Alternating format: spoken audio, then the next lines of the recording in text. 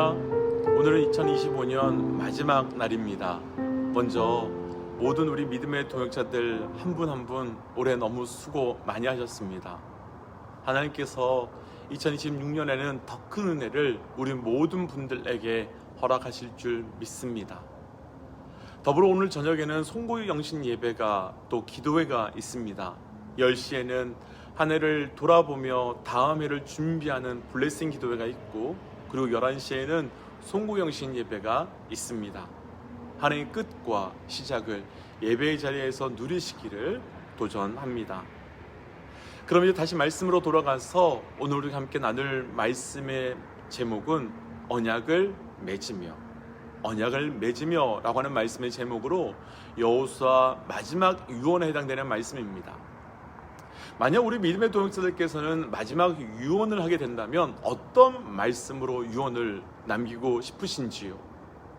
오늘 말씀은 여호수아의 진짜 마지막 말씀에 해당되는 말씀으로 말씀의 결론을 먼저 나눈다면 언약을 맺으며 언약으로 살아야 된다라고 말합니다. 이제 그 언약이 어떤 언약인지, 그리고 왜 언약을 맺어야 되는지를 함께 묵상하고 우리 또한 한 해의 끝과 시작을 언약, 곧 약속의 자리에서 시작되시기를 도전합니다. 언약을 맺으며, 먼저 오늘 본문의 25절입니다. 우리 25절 함께 읽을까요? 그날의 여호수아가 세겜에서 백성과 더불어 언약을 맺고 그들을 위하여 율례와 법도를 지정하였더라. 아멘. 오늘 말씀은 그날의 여호수아가 백성들과 세겜에서 언약을 맺었다라는 말씀으로 시작됩니다. 여기서 왜 세겜인가? 라고 하는 질문이 생기는데, 이 질문은 왜 그날에 이 약속을 맺었는가에 대해서 나누고 나면 그 답이 분명해질 것이라 생각됩니다. 오늘 말씀은 그날에 여호수아가 백성들과 약속을 맺었다라고 말합니다. 그렇다면 그날은 어떤 날일까? 어제 말씀 18절 이하에 관련된 말씀인데요, 여호수아는 백성들에게 난 하나님 섬기기를 선택할 것이니 너희도 선택하라 라고 도전한 일이 있었습니다. 이에 백성들이 우리도 하나님을 섬기겠습니다 라고 답했습니다. 그런데 이 말을 들은 여호수아의 반응이 이상한데요, 19절에서 여호수아는 그렇게 대답하는 백성들에게 너희는 하나님을 섬기지 못할 것이다 라고 말합니다. 사실 너무 이상한 말입니다. 자신이 하나님을 섬기라고 말해놓고 그래서 그렇게 하겠다고 말하는데 칭찬은 못해줄지언정 너희는 그렇게 할 수 없다 라고 말하니 이상하지 않겠습니까? 만약 제가 우리 믿음의 동역자들에게 하나님 잘 믿으십시오 라고 말해서 아멘 했는데 제가 거짓말하지 마세요, 믿지 못할 거잖아요 라고 한다면 어떻게 반응하시겠습니까? 좋지 않겠죠. 그렇다면 왜 여호수아는 이렇게 말하는 걸까요? 저의 멘토 목사님과 한 25년 전쯤에 중고등부 수련회에서 그 목사님은 설교자로, 저는 예배 인도자로 간 적이 있었습니다. 다들 아시겠지만 그런 수련회 마지막 날은 아주 불을 질러야 합니다.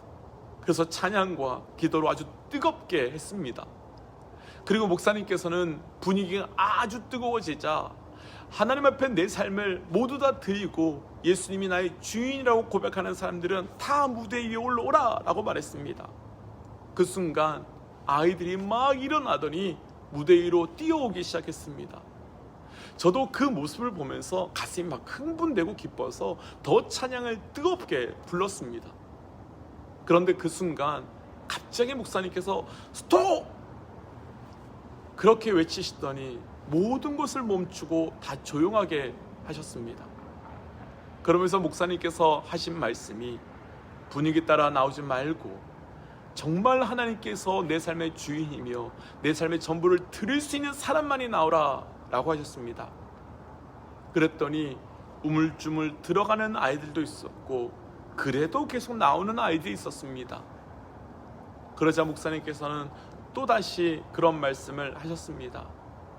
분위기 때문에 감정에 취해서 나오지 말고 이 저녁 정말 내 삶의 가장 귀한 것을 하나님께 드릴 수 있는 사람만, 내 돈, 내 생명 정말 하나님께 드릴 수 있는 사람만, 정말 하나님만이 내 삶의 주인이라고 고백하는 사람만 나오라고 했습니다. 그랬더니 나온 아이들 가운데서 다시 들어가는 친구들도 있었고 결국은 무대에 몇 명 안 남게 되었습니다. 왜, 무엇 때문이겠습니까? 우리는 하나님을 믿는다는 것이, 하나님을 섬긴다는 것이 무엇인지 모른 채 감정적으로 혹은 분위기를 따라 반응하고 그것을 믿음으로 착각하는 경우가 많이 있기 때문입니다.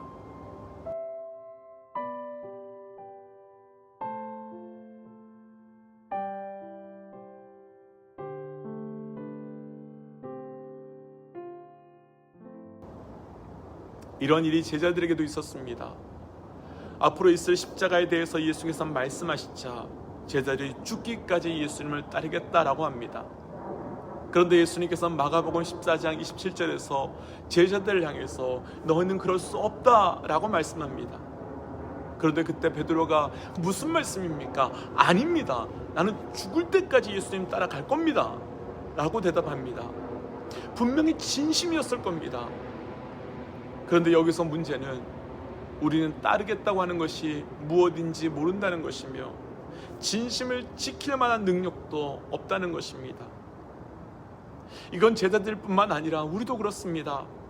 하나님과 교회와 성도 앞에 하나님 위해서 살겠습니다 라고 말합니다. 하나님을 따르겠다고 말합니다. 분명 진심입니다. 그리고 자녀와 가족들에게 신앙적인 고백도 합니다. 진심입니다. 그런데 문제는 우리에게는 그 말과 그 진심을 지킬 만한 능력이 없다는 것입니다. 우리가 너무나 잘 아는 것처럼 분명 베드로는 그렇게 말했지만 결국 베드로는 예수님을 부인했습니다. 그리고 베드로는 통곡했는데 무엇 때문에 통곡했겠습니까? 그제서야 따르겠다고 하는 말의 의미가 무엇인지를 알게 되었고 또 그 약속을 지킬 만한, 그 진심을 지킬 만한 능력이 내게 없음을 알게 되었기 때문이겠지요. 그럼 그때 내게는 그 약속을 지킬 만한 능력도 방법도 없다면 그 약속 어떻게 되는 걸까요? 그것이 바로 오늘 말씀의 장소가 세겜에서 이루어진 이유입니다. 이스라엘 백성에게 세겜은 매우 영적으로 중요한 땅입니다. 창세기 12장에서 아브라함이 본토 친척 아비집을 떠넘어서 도착한 가나안 땅에서 제일 먼저 도착해서 예배한 땅이 세겜인데 그곳에서 하나님께서는 이 땅을 내 자손에게 주겠다라고 약속해 주셨습니다. 그리고 이후 창세기 33장과 35장에서 야곱이 형 에서를 피해 도망갔다가 다시 돌아왔을 때 제단을 쌓으면서 그곳에서 하나님은 또 야곱에게 약속을 주셨습니다. 여호수아에서는 하나님의 축복에 있는 그리심산과 저주가 있는 에발산 사이의 땅이 세겜이었는데 그곳에서 하나님께서는 율법을 지키면 축복을, 율법을 어기면 저주를 내리겠다고 약속하셨습니다.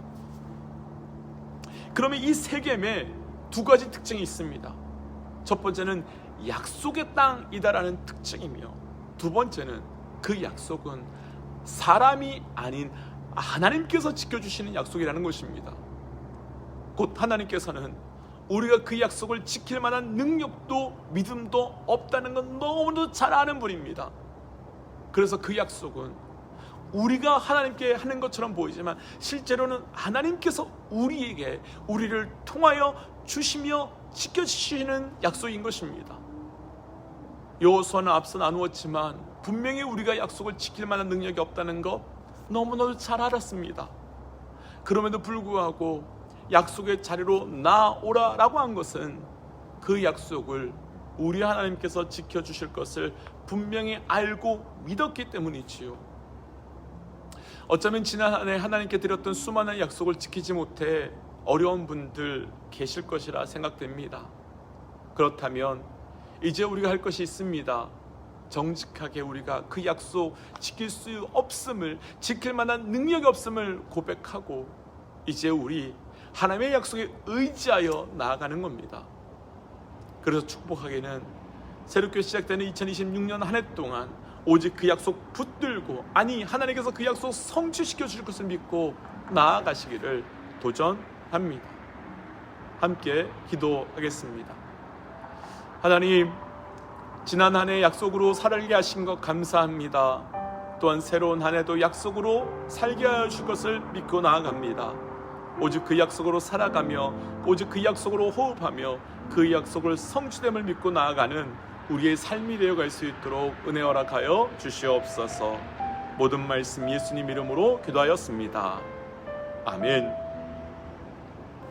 믿음의 동역자 여러분, 다시 한번 지난 한 해 참 수고하셨고 애 많이 쓰셨습니다. 오늘 저녁 기도의 자리에서 예배의 자리에서 뵙고 또 내년 한 해 충만하시기를 축복합니다. 함께 선포하고 또한 삶의 자리로 또 기도의 자리로 나아가지요. 함께 선포하겠습니다. 하나님은 살아계십니다. 아멘. 승리하십시오.